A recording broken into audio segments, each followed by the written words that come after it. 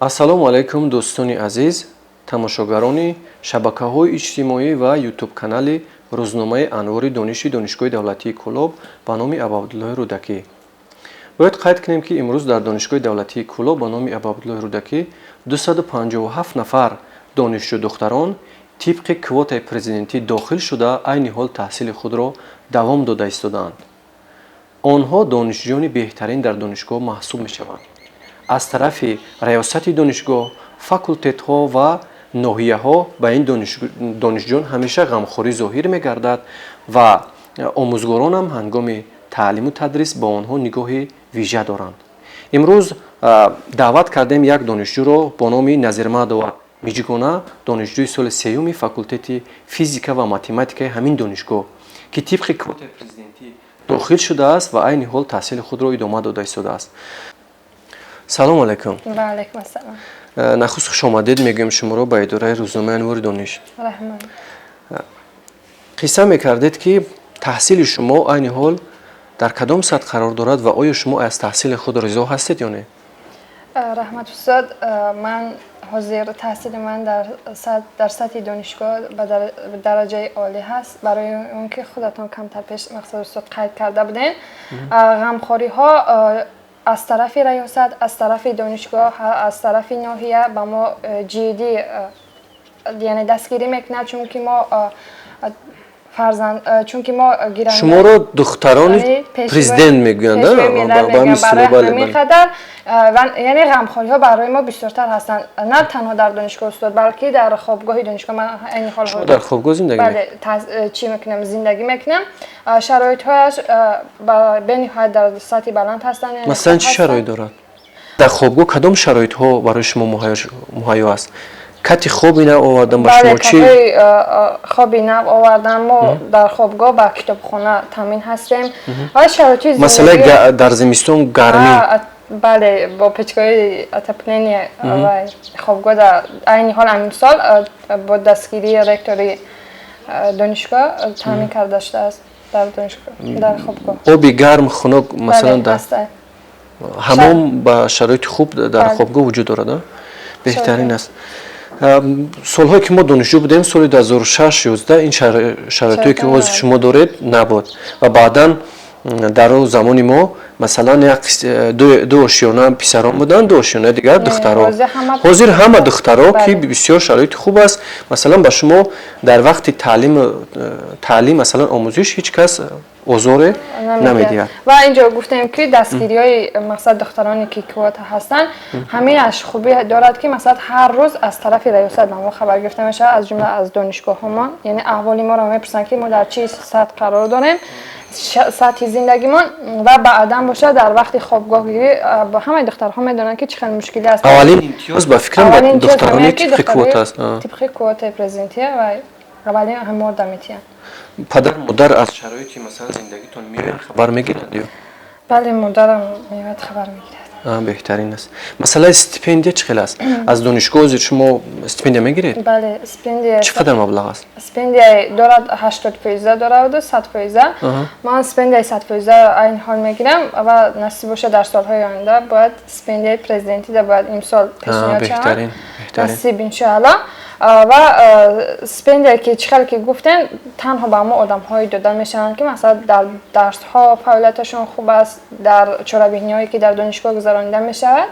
масалан фаъолият вақти ба муаллимои устодон нишон метиҳӣ, онҳо мақсад қадрдонӣ мекунанд. маблағаш чӣ қадар аст? 310 сомон. беҳтарин.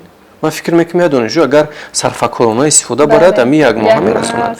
мо давраи донишҷӯӣ амин 37 сомон ё 40 сомон мегирифтем, лекин ҳамонро мерасондем, ҳамин миқдор маблаға то охир мо мерасондем ки масалан бирасад.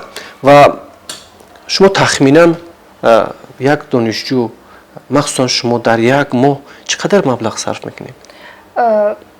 ман маблағе ки аз стипендия ки мегирам 310 сомонӣ бо инҷо аз хона мақсад роӣ мекунам, барое ки мо аз ноҳияҳои дурдаст ҳастем ва ҳамин маблағи роӣ кардагӣ тахминан 400 сомонӣ дар як моҳ басандагӣ. хай барои оилаам хеле сабук мешавад. масалан тахминан як 80 сомонӣ дигар равон мекунанд. беҳтарин аст. бештар барои шумо مادرتون کمک میکند یا پدر یا مثلا برادران؟ چی استاد من بسیارتر مادرم یاردم میتید که برای کار میکند اونجا؟ بله کار میکرد در سالهای پیشتره و حاضر باشد و من پدرم گذشتگی می باشد از همین سبب رحمت مادرم بسیارتر دستگیری میکنه مثلا در احوال ما چقدر خوانده استودم چقدر تحصیل میکنم همون مادرم. برادران هست؟ نه از خودتون خورد؟ نه یک دخترین؟ بله بهترین ما آرزومندی اون هستیم که شما با مثلا با استیپندیای پرزنتی هم مشرف بگردید بهترین دانشجویی مثلا همین دانشگاه شوید. ما آرزومندی اون هستیم که در قطار ما در همین دانشگاه در صف آموزگاران با فعالیت با تعلیم مشغول شوید بهترین است. و چند پیش هم خبردار شدیم که شما در آزمون دانشجو و پیشرفت علمی تکنیکی همون کار علمی که پیشنهاد کردید سزاوار جای دوم گردید. بهترین مبارکباد میگم شما رو و میخوام که درباره یک چند سخن میگفتید. موفقیتتون. چقدر که شما قید کردین استاد در آزمونی که در بین 41 دانشگاه‌های جمهوری تاجیکستان گذشته ما با همراهی استاد مغفر ستار یعنی همه مقاله‌مون پیشنهاد کردیم و از کدام بخش بود؟ از بخش فیزیکا. بله. از بخش فیزیکا به وقت پیشنهاد کردیم که خوشبختانه مقاله ما در جمهوری جای دوم را گرفت سزاوار جای دوم شد با دیپلمی وزیر جمهوری تاجیکستان وزیر معارف جمهوری تاجیکستان قدردانی کرده شد. با فکر شما برای یک دختری خانه در دهات است؟ بله. با فکر شما برای یک دختر دهات خواندن و مثلا معلومات عالی گرفتن در شهر چگونه میسر میشد؟ آیا آسان است یا مشکل؟ از به همه ما معلومه که زندگی پستی و بلندی های زیاد دارد.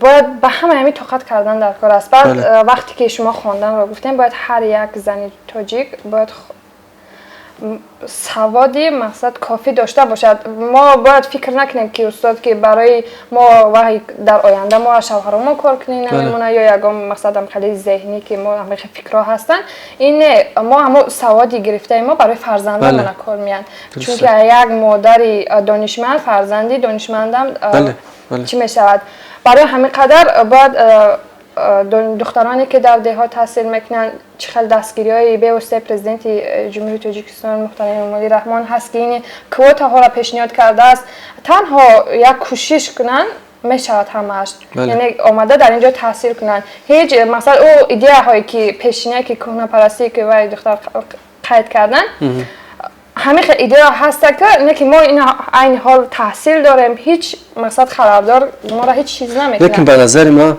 میجگانه بانو با فکرم کمی در کم دختران دهات مثل شما موفق میشود تا دانشجو بشوند. برای اکثریتشون یا پدر نمیموند یا مادر نمیموند یا برادر نمیموند یا خودشون در دلشون ترس دارن.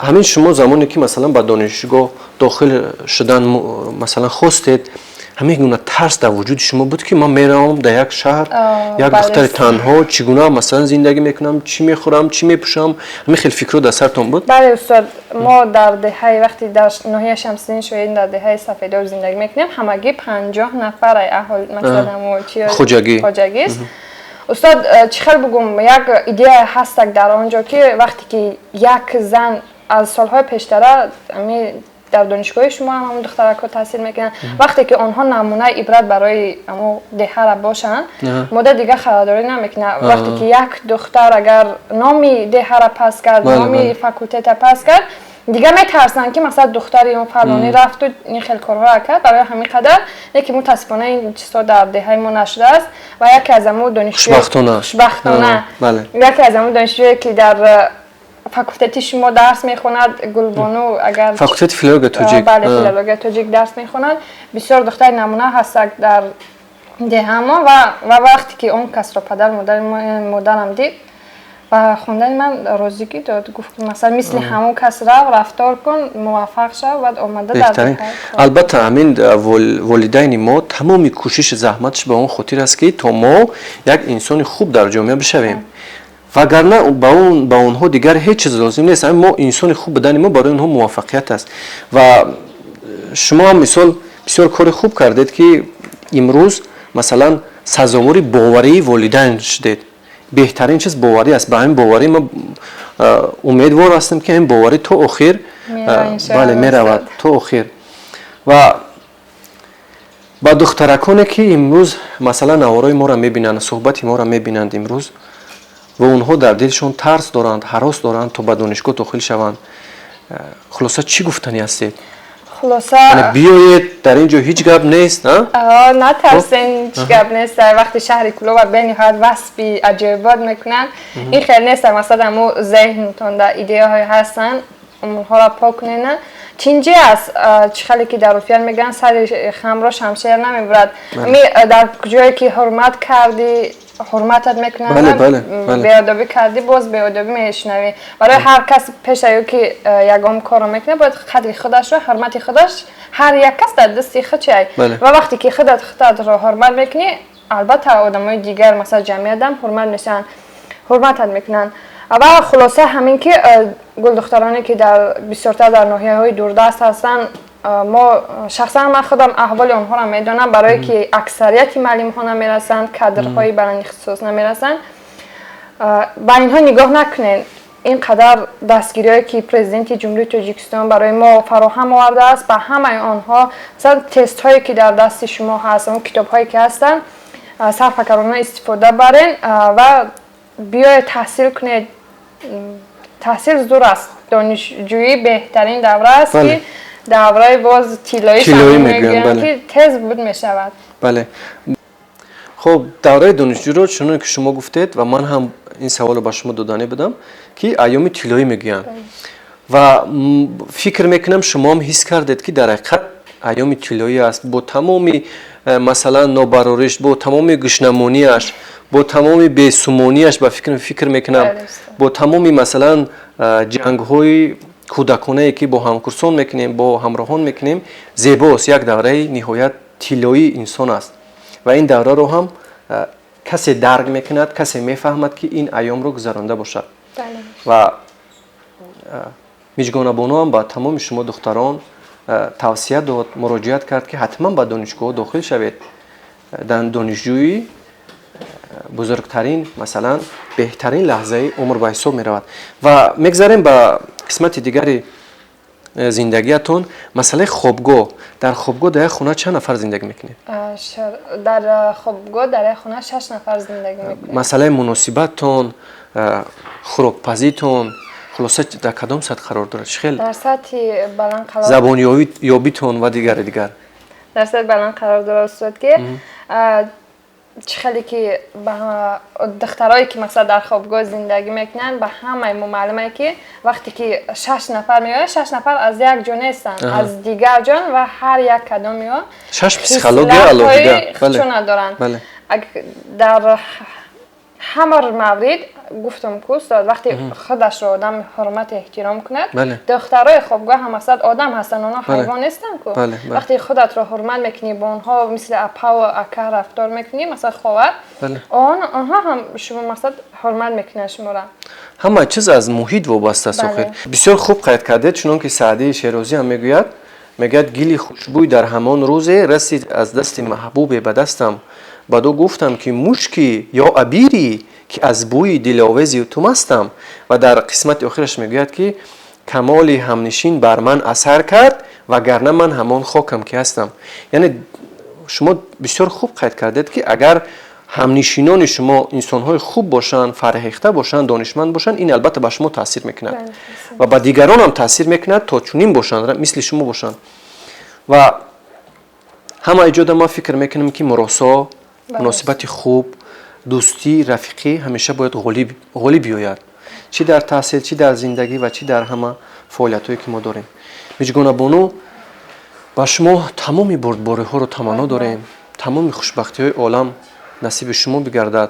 و در آخر چی گفتنی دارید به دانشجویانی که دخترانی که امروز شما را شاید از یک دهه دوردست‌ترین توسط تلفنی برادرشون، مادرشون شما را تماشا کنن، چی گفتنی دارید؟